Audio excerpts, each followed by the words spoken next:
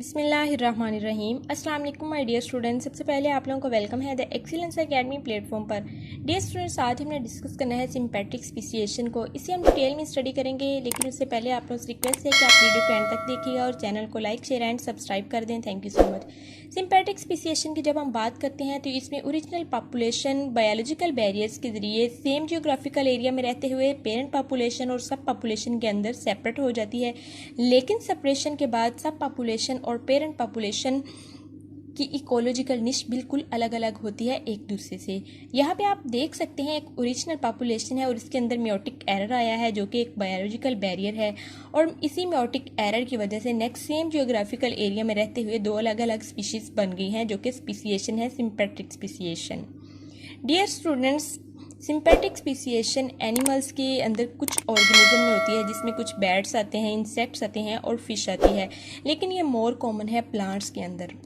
Next हमने बात करनी है बायोलॉजिकल बैरियर्स की जो सिंपैथिक स्पीसिएशन के लिए यूज़ होते हैं। इसमें म्योटिक एरर हो सकते हैं, स्पीशीज़ के दरमियान चेंज इन एलीलिक फ्रीक्वेंसी हो सकता है, बिहेवियरल चेंजेस आ सकते हैं, रिप्रोडक्टिव आइसोलेशन हो सकती है, सीजनल रिप्रोडक्शन हो सकती है, या फिर इकोलॉजिकल आइसोलेशन हो सकती है।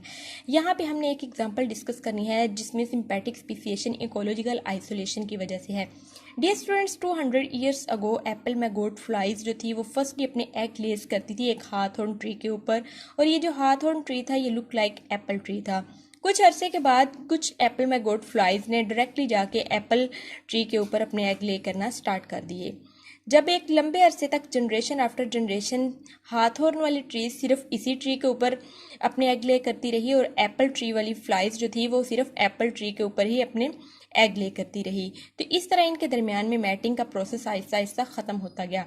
जब इनमें आपस में इनका मैटिंग प्रोसेस ख़त्म होता गया तो इन्होंने आपस में ही सिर्फ ब्रीड करना स्टार्ट कर दिया, इंटरब्रीडिंग इनके आपस में स्टार्ट हो गई।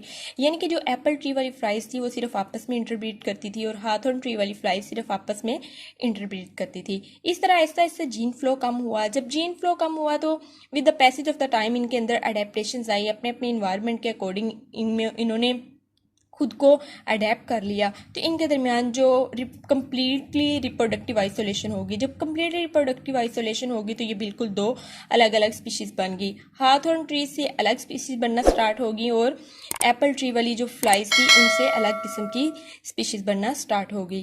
तो ये है इकोलॉजिकल आइसोलेशन की वजह से सिंपैथिक स्पीसिएशन। नेक्स्ट हमने बात करनी है प्लांट्स के लिए। तो डियर स्टूडेंट्स, प्लांट्स के अंदर पॉलीप्लॉइडी मोर कॉमन होता है। पॉलीप्लॉइडी यानी कि इसमें 2 एंड 3 एंड 4 एंड और इसी तरह डिफरेंट तरह के हमारे पास क्रोमोसोमल वेरिएशन हो सकती हैं। जब डिफरेंट तरह की क्रोमोसोमल वेरिएशन हो सकती हैं तो मेन पॉपुलेशन से फिर डिफरेंट तरह की स्पीशीज़ बनती हैं। तो डिफरेंट तरह की जब स्पीशीज़ बनती हैं तो ये मोर कॉमन प्रोसेस है सिंपैथिक स्पीसिएशन का प्लांट्स के अंदर। नेक्स्ट हमने बात करनी है मैकेनिज्म ऑफ सिंपैथिक स्पीसिएशन की।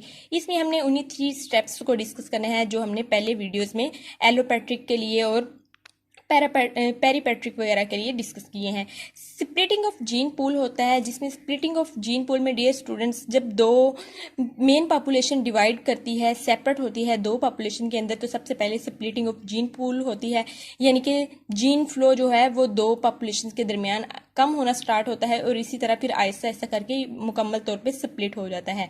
Next divergence of gene pool होती है। जब स्प्लिटिंग ऑफ जीन पूल हो जाती है तो नेक्स्ट जो होता है वो जेनेटिक मेकअप फिर आहिस्ता आहिस्ता चेंज होना स्टार्ट हो जाता है। जब डिफरेंट तरह की हैबिटेट्स के अंदर रहना स्टार्ट कर देते हैं, ये डिफरेंट तरह के जियोग्राफिकल बैरियर्स आ जाते हैं, तो फिर ये नेचुरल सिलेक्शन एक्ट करती है, या फिर म्योटिक एरर हो सकते हैं, या अदर वेरिएशंस आ सकते हैं, जिसकी वजह से जो दो स्पीशीज़ यानी सब पॉपुलेशन और पेरेंट पॉपुलेशन या पेरेंट स्पीशीज सब पॉपुलेशन में जो स्पीशीज़ होती हैं ये उनका जेनेटिक मेकअप भी फिर चेंज होना स्टार्ट हो जाता है और ऐसा ऐसा करके कम्प्लीटली डाइवर्जेंस हो जाती है जीन पूल की। नेक्स्ट हमने बात करनी है रिप्रोडक्टिव आइसोलेशन की। तो जब इनके दरमियान में इनका जेनेटिक मेकअप ही अलग अलग हो जाता है तो फिर ये डिफरेंट तरह की स्पीशीज़ बन जाती हैं। इनके आपस में मैटिंग के चांसेस बहुत कम हो जाते हैं।